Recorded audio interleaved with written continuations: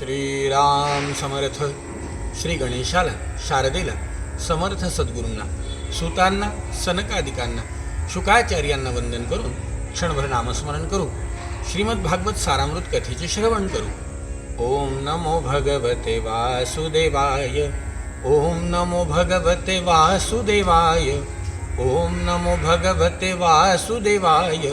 ओम नमो भगवते वासुदेवाय. ओम नमो भगवते वासुदेवाय. गोपाल कृष्ण भगवान की जय. सच्चिदानंद रूपाय विश्वोत्पत्त्यादि हेतवे तापत्रय विनाशाय श्रीकृष्णाय वयं नमः. श्रोते हो नमस्कार. श्रोते हो, ज्या वेळेला भगवान गोपाल कृष्ण परमधामाला गेले, हात जोडून राजा परीक्षितीने विचारलं, महाराज, स्वधामानुगते कृष्णे यदुवंश विभूषणे कस्य वंशो भवत् पृथ्व्या मे तदा चक्ष्व मे मुने.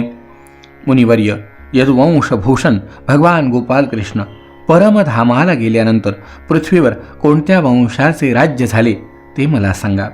शुकाचार्य म्हणतात, राजा, योऽन्तः पुरंजयो नाम भाव्यो बार्हद्रथो नृप. जरासंधाचा पिता बृहद्रथ याच्या वंशात पुरंजय नावाचा शेवटचा राजा होणार आहे. त्याचा मंत्री शुनक त्या राजाला मारून आपला पुत्र प्रद्योत याला राजा करील. प्रद्योताचा पुत्र पालक, पालकाचा विशाखयूप, विशाखयूपाचा राजक आणि राजकाचा पुत्र नंदीवर्धन होईल.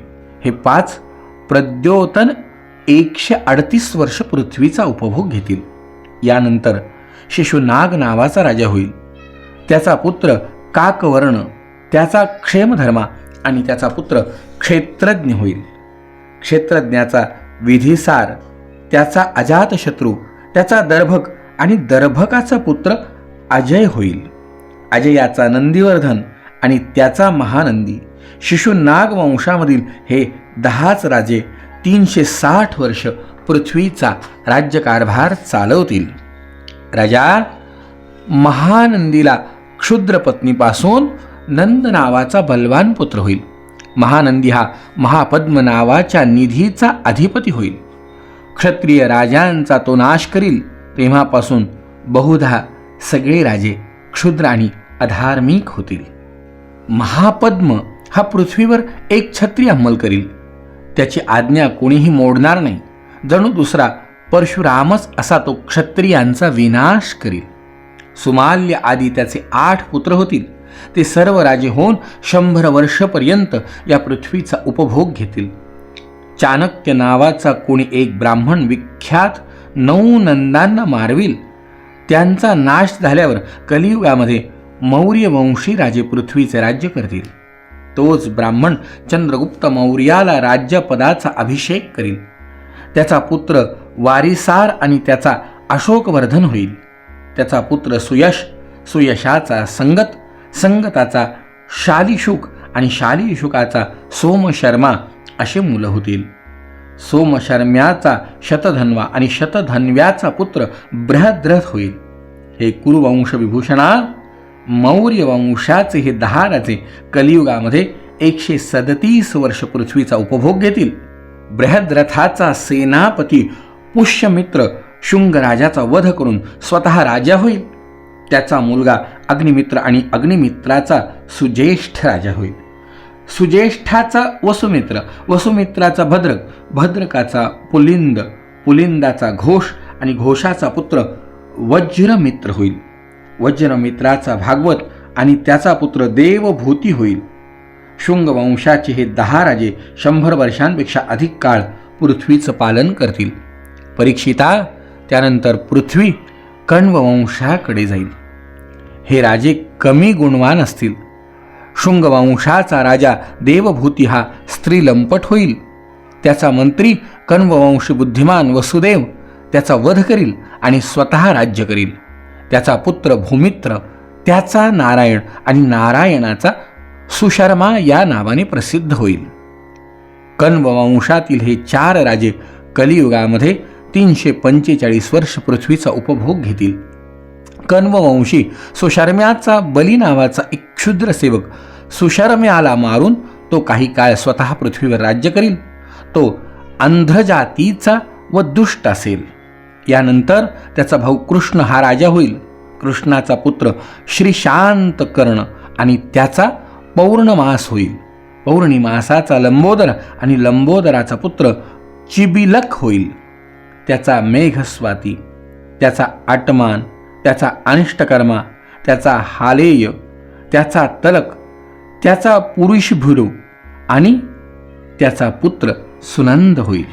सुनंदाचा पुत्र चकोर होईल. चकोराला बहु 8 पुत्र होतील. त्यापैकी शिवस्वाती हा वीर असेल. त्याचा गोमतीपुत्र आणि त्याचा पुत्र पुरीमान होईल.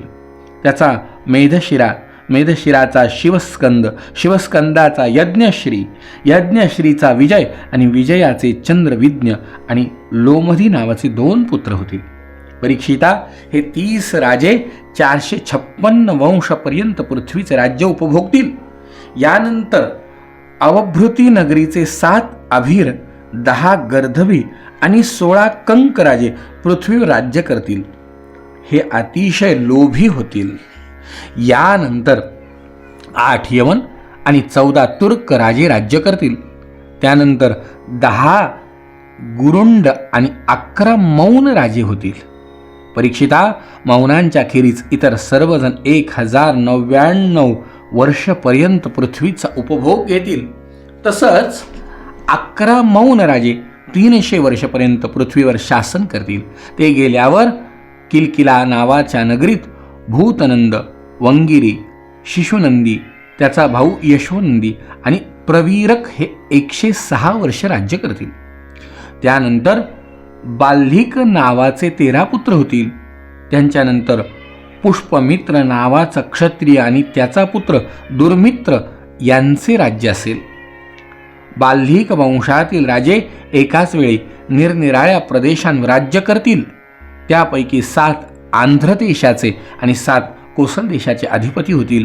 काही विदूर भूमीचे शासक तर काही निषध देशाचे राज्य होतील. यानंतर विश्वस्फूर्जी मगध देशाचा राजा होईल. हा दुसरा पुरंजय ब्राह्मण आदी वर्णांचे पुलिंद, यदू, मद्र आदी म्लेच्छांसारख्या जातींमध्ये रूपांतरित करतील. हा इतका दुष्ट असेल की तो 3 वर्णाशिवाय असलेल्या जनतेची स्थापना करील. आपल्या शौर्याने तो क्षत्रियांचा विध्वंस करील आणि पद्मवतीपुरी या राजधानीत हरिद्वारपासून प्रयागापर्यंत पृथ्वीचे राज्य करील. हळूहळू सौराष्ट्र, अवंती, अभीर, शूर, अर्बुद आणि मालव देशातील ब्राह्मण संस्कार शून्य होतील. तसंच राजेसुद्धा क्षुद्रतुल्य होतील. सिंधू तट, चंद्रभागेचा तट, कौंतीपुरी आणि काश्मीर परिसरावर प्राधान्य करून क्षुद्रांचे संस्कार व ब्रह्मतेज नाहीसे झालेल्या ब्राह्मणांचे तसंच म्लेच्छांचं राज्य होईल. परीक्षिता, हे राजे आचार विचाराच्या बाबतीत म्लेच्छांसारखे असतील. हे सर्वजण एकाच वेळी निरनिराळ्या प्रांतामध्ये राज्य करतील. हे सगळे अधार्मिक, खोटारडे, कंजूस आणि रागीट होतील. हे दुष्ट लोक, स्त्रिया, मुलं, काही ब्राह्मण यांना मारून टाकण्यात अजिबात संकोच करणार नाही. दुसऱ्यांच्या स्त्रिया आणि धन हडप करण्यासाठी हे नेहमी उत्सुक असतील. यांची उन्नती किंवा अधःपतन होण्यास वेळ लागणार नाही. हे हलक्या मनाचे आणि अल्पायुषी असतील. हे संस्कारहीन, कर्तव्यशून्य, रजोगुण, तमोगुणांनी व्यापलेले राजाच्या रूपातील म्लेच्छ प्रजेला खाऊन टाकतील. अशा प्रकारचे राजे होतील. तेव्हा देशातील प्रजेचा स्वभाव, आचरण आणि बोलणं चालणंही तसंच होईल. मंडळी, यथा राजा तथा प्रजा. भगवान गोपाल कृष्ण निघून गेल्यावरती या ठिकाणी होणाऱ्या राजांची नावं, त्यानंतर या कलियुगामध्ये कशा कशा प्रकारे ह्या गोष्टी घडून येणार, राजांकडून त्रस्त झालेली प्रजा आपापसात सुद्धा एकमेकांना त्रास देऊन नष्ट करील आणि कशा कशा प्रकारे या ठिकाणी कलियुगाचा प्रादुर्भाव वाढेल शुकाचार्यांनी राजा परीक्षितीला वेगवेगळ्या कलियुगात होणाऱ्या गोष्टींचं वर्णन करून सांगितलं. कलियुगाचे धर्म सांगितले. या कलियुगात काय काय घडणार हे सांगितलं. ते ऐकूया उद्याच्या भागात. जय जय रघुवीर समर्थ.